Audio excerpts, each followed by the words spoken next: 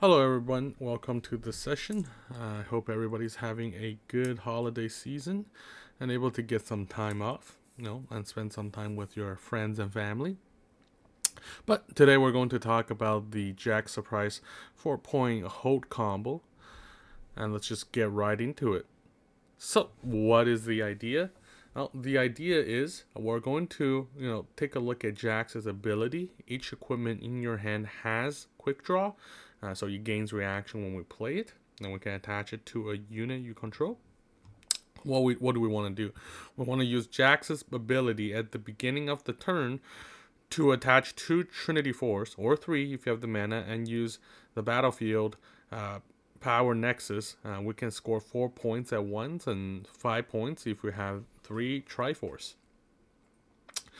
So how does that work and why does that work? Well, at start of the turn, during at the start of the turn, we start off with the awaken phase. We ready everything, and then we go to the beginning phase, and then we go to the scoring phase. So if we can attach the Trinity Force during the beginning phase, then we can, have be able to have Jax with hit your opponent with the surprise.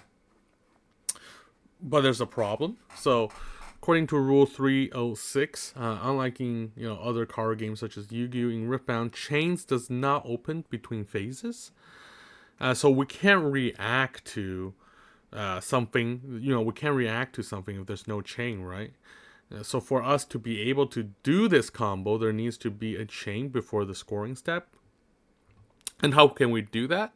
Well, the solution is the temporary skill. So if there's no chain, then we'll open the chain ourselves with temporary. Temporary happens at the beginning step, which puts an item into the chain. With that happening, we can now perform Jax's combo from earlier due to there's now a chain to react to. We will always have enough mana since this phase is after the awaken phase, and we'll at least have before the channel phase, but we'll have the mana from the turn before, so we'll definitely have mana.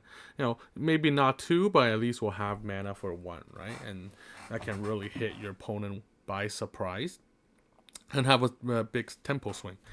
So let's just take a look at the actual combo. Right, so what for this combo needs to happen, we need to have Jax on the field, right? We don't need anything up. Let's say we spend all our mana interacting and keeping this Jax alive the turn before. Right, so again, we start the turn with beginning phase, the awaken phase, where we awaken everything. Then we move up to the beginning phase, and at this moment, Monument would trigger the temporary, which puts it into a chain. And now we can react with Triforce by spending 2, right? And then spending 4 and spending another 4. We can now attach 2 Triforces to our Jax as surprise to our opponent. So at this point, everything resolves. Monument would now go to the drop zone, and now we move on to the holding and scoring phase.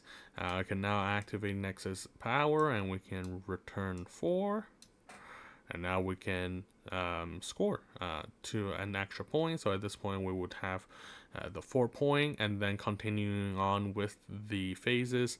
Now we move on to the channel phase, and we get 2 more runes back. So that's the gist of the combo.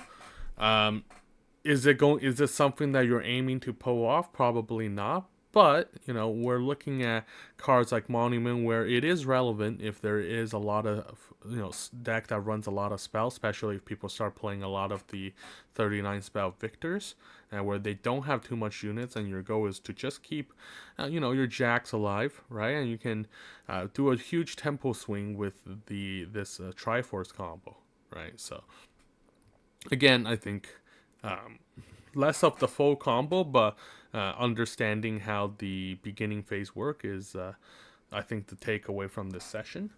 But that's it for the video, and I hope you guys have a good one, and I'll see you guys on the next video.